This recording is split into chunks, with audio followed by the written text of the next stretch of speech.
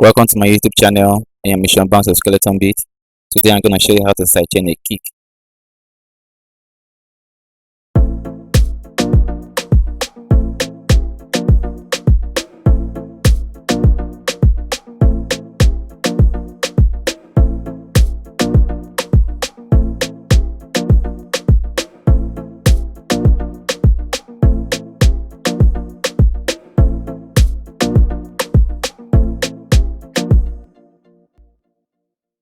From the beat I just played, you can see that the kick is sounding very audible.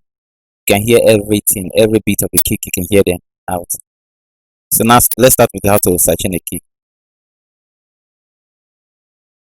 The first thing you need to do is to route the kick channel, like on the mixer channel where the kick is selected to, route it to a separate mixer channel. Now when it is being routed to this, we name it Sidechain. Okay, on that channel where it is routed to, you add fruity peak controller on it. After adding it, make sure that you reduce it, the sidechain volume, reduce it to 0. This volume here, reduce it to 0. Okay, where the wire is routed to the master channel, reduce it to 0. Okay, because we don't want to hear the sidechain channel. So after that, on our fruity peak controller, what I do is to increase my tension to around 40%. So 40%. Okay. All right, 40%. Then my decay, I leave it the way it was set. I don't need to touch my decay because I don't see any reason of touching decay. I think decay is around 50.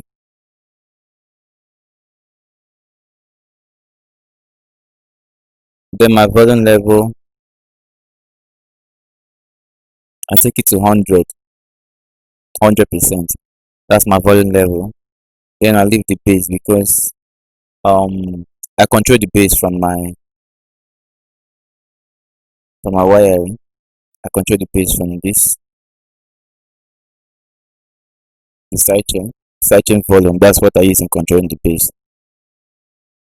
So now I reduce the sidechain volume depending on how the sidechain is affecting the sound. So all right. So now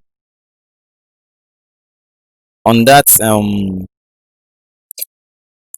my instrument, the instrument I want to sidechain, like when the kick comes in, I want the instrument to now go down. So I add a pretty compression on it.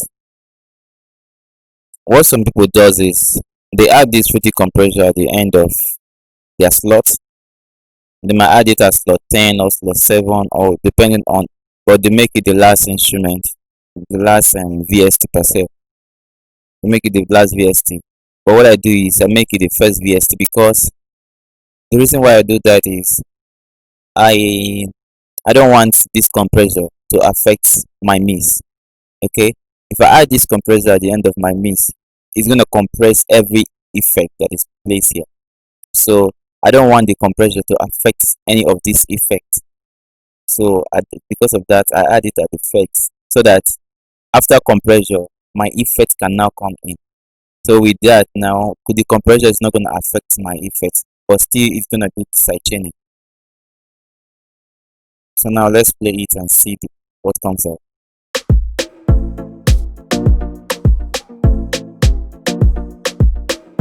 You can see this. Okay, now let me tell you how I do this. This is how I do this. I set my ratio to 1:7. Like in the former video, I always use 1:7. 1.7:1. This 1.7:1. What this does is that this is a sharp ratio now. Like it make my slot to be curved. It give it a curvy sound, a curvy wave. Then the attack, I use 7.4 meter per second. because this attack is calculated in minute and second. So I use 7.4 minute seconds. The release, I set it to 44 milliseconds.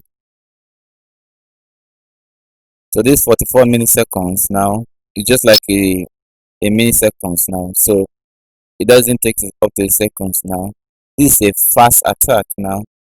My plugin will recover very fast. It will make this compression now sound to recover very fast. So you can see when I play it, it's recovering very fast.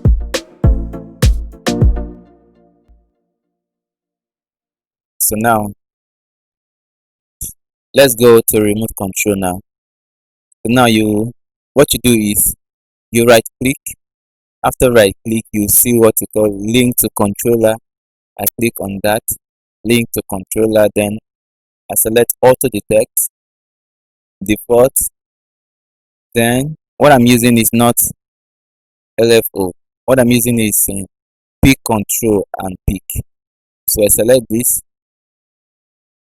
Then you go into your mapping formula, your input, select invert. Let me do that again. Select invert. Let me do it the third time so I can see it very well. Select invert. Then after that, you click OK.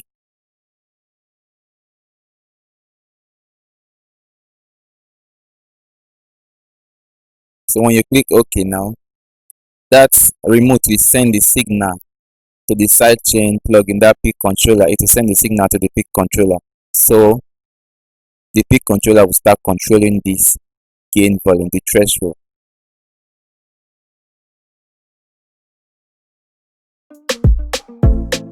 This is what you see here. So let me show you something. I'm doing again. Now take a close look at these two plugins: Fruity compressor and Fruity peak controller. Now, if I increase the bass,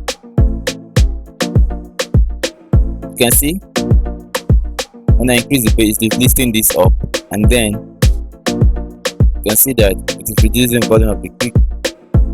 So that's why I set it to 0, so that it can return back to 0 dB, which is my actual level.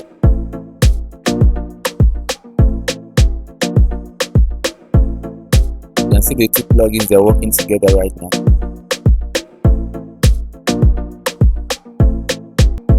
What that does is that whenever the kick is played, every hit of the kick reduces the volume of the sound.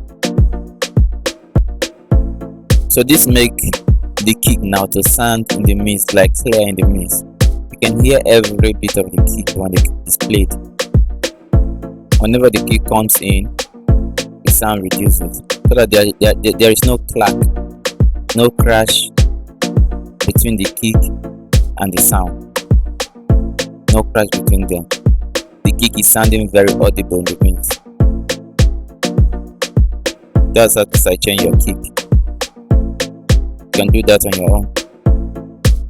And don't forget to subscribe to my YouTube channel for more videos. Love.